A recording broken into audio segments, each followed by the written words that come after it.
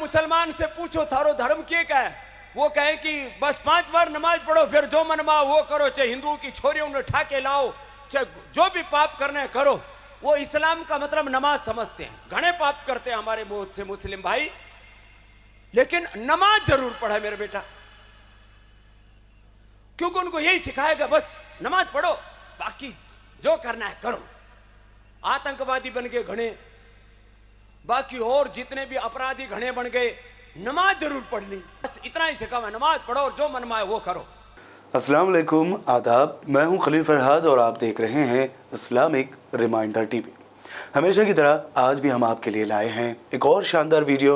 आज के इस वीडियो में क्या है खास, आइए देखते हैं। अब कोई मुसलमान से पूछो थारो धर्म क्या है, वो कहे कि बस 5 बार नमाज पढ़ो, फिर जो मन में वो करो, चाहे हिंदुओं की छोरियों ने ठाके लाओ, चाहे जो भी पाप करना है करो। वो इस्लाम का मतलब नमाज समझते हैं। घने पाप करते हैं हमारे मुंह से मुस्लिम भाई, लेकिन नमाज जरूर पढ़ा मेरे बेटा, क्योंकि उनको यही सिखाएगा बस नमाज पढ़ो, बाकी जो करना है करो। आतंकवादी बन गए घने, बाकी और जितने भी अपराधी घने बन गए, नमाज जरूर पढ़नी, बस इतना ही सिखा हुआ, नमाज पढ़ो और जो मन में आए वो करो। ऐसा हिंदू धर्म नहीं है। और उनका स्वर्ग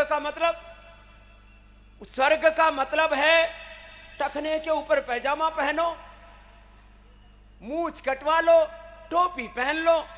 ऐसा कोई कुरान कहता है या ऐसा इस्लाम कहता, मैं नहीं कह रहा हूं, लेकिन ऐसा ही कर रहे हैं लोग कि बस फिर तुम्हारी जन्नत में जगह पक्की। और जन्नत में क्या मिले? जन्नत में हुर्र मिले और उठे दारू पीनो क्यों मिले भाई? ऐसी जन्नत तो जहन्नुम से भी बेकार है। लेकिन फिर भी लोग मूंछ कटवा रहे, सिर पे टोपी रख रहे, और बस पागलपन है। इस्लाम इस्लाम महान, और सारी दुनिया को इस्लाम में तब्दील करना है। लोग इसी चक्कर में पड़े हुए। कोई कहता है पूरी दुनिया को इस्लाम में तब्दील करेंगे, कोई कहता है पूरी दुनिया को ईसाइयत में तब्दील करेंगे। मैं कहता हूं भाई करके करोगे कि वो तो बताओ। कोई एजेंडा नहीं। सनातन धर्म का एजेंडा है सुबह ब्रह्म मुहूर्त में उठो, उठ करके भगवान का नाम, राम का नाम लो, सुबह उठ करके योग करो और अपने आराध्य की पूजा करके फिर कर्म योग करो, अच्छे कर्म करो, अच्छा आचरण करो। यह हिंदू धर्म सिखाता है। सलाह पढ़ने के कई फायदे हैं। वक्त की किल्लत होने की वजह से सिर्फ मैं चंद और फायदे आपके सामने बयान करूंगा कि रूहानी फायदे के अलावा जिस्मानी फायदे भी है। बहुत से मेडिकल बेनिफिट्स है, मेडिकल फायदे भी है।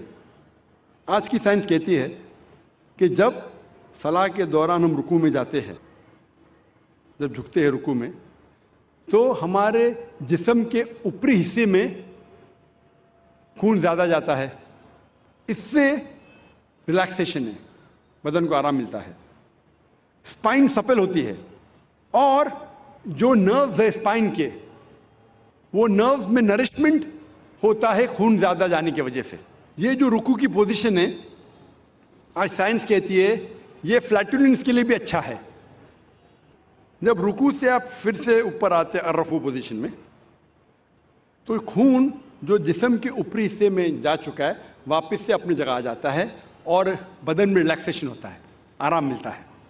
सलाम में जब आप सजदा पोजीशन में जाते हैं, सजदा अपना फॉरहेड, माथा जमीन पे टेकना, सजदा जैसे मैंने कहा था सलाह का एक अहम रुकन है।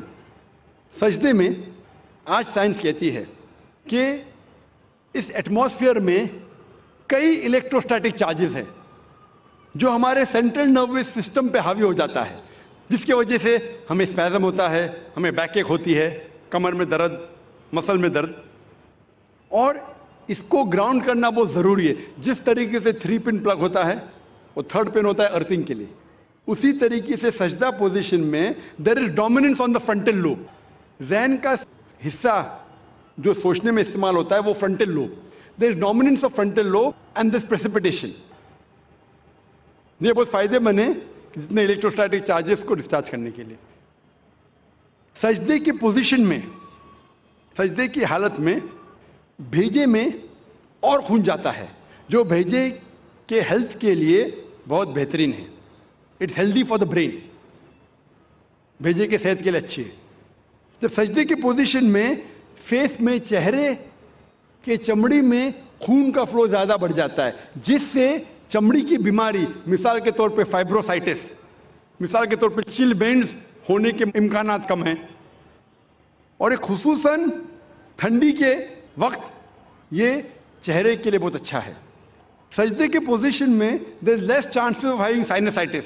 साइनसाइटिस बीमारी के बारे में आपने सुना होगा, हेडेक होता है। साइनसाइटिस सजदे के पोजीशन में जो मैक्सिलरी साइनस है, मैं माफ़ी चाहता हूँ, ये मेडिकल टर्मिनोलॉजी का तर्जुमा करूँगा तो पूरी रात निकल जाएंगी, तो माजरत चाहता हूँ, और करूँगा तो भी आपको समझेगा नहीं। ये मैक्सिलरी साइनस जो है उसका ऑस्टियम जो ओपनिंग होती है, उर्दू में कह सकता हूँ कि छेद, वो मीडियल साइड और एंटीरियर साइड में, it is like inverting a pot. तो सजदे की हालत में there is drainage of the maxillary sinus. सलाह के डिफरेंट पोजीशन में, कयाम, रुकू, सजदा, इसके अंदर frontal sinusitis, ethmoidal sinusitis, sphenoidal sinusitis होने के चांसेस कम है।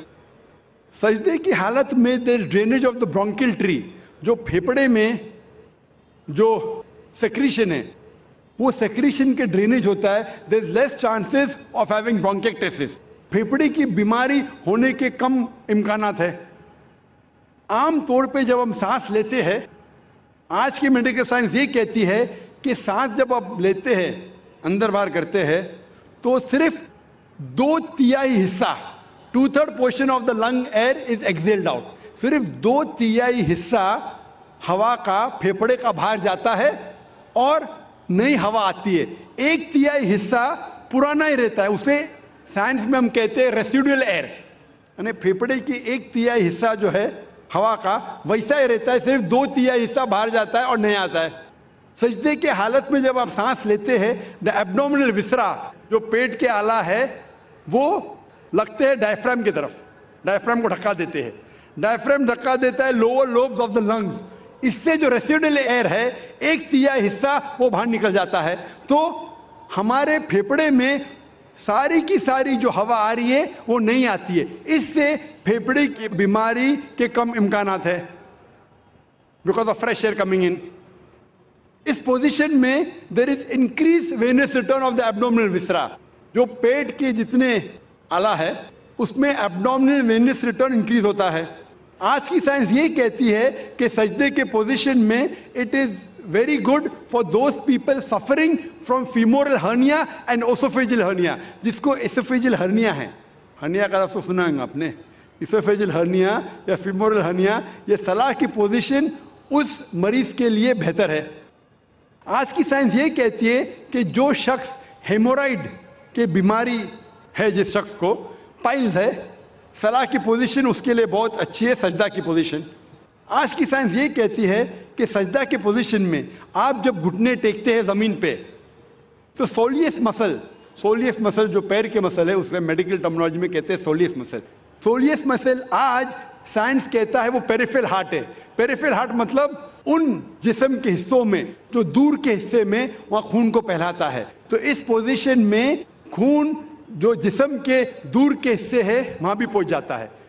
जब ये सजदे की पोजीशन में हम घुटने टेक रहे, तो यहाँ there is pressure on the knees and the muscles, it is good for the back ache.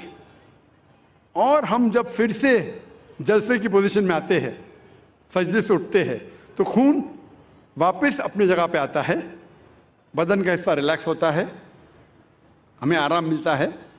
और इसके बाद जब हम उठते हैं कयाम पोजीशन में, हमारा वजन होता है बॉल ऑफ द फीट पे, पैर के आगे के हिस्से से उठते हैं। जो मसल्स आपके हैं, थाई के, नी के, पैरों के मसल्स है, उसकी वर्जिश होती है। और ये मसल्स के लिए अच्छे हैं, आपके घुटने के लिए अच्छा है, और पीठ की बीमारी के लिए अच्छा है। मैं सिर्फ अगर मेडिकल बेनिफिट बयान करूं सलाह के बारे में, तो इंशाअल्लाह घंटे बात कर सकता हूं, लेकिन अंग्रेजी में, उर्दू में नहीं। उर्दू में क्योंकि मुझे महारत नहीं है, अंग्रेजी में अगर मैं सलाह के बेनिफिट का जिक्र करने लगूं तो अल्हम्दुलिल्लाह सुम्मा अल्हम्दुलिल्लाह सिर्फ मेडिकल बेनिफिट पे तकरीर कर सकता हूं।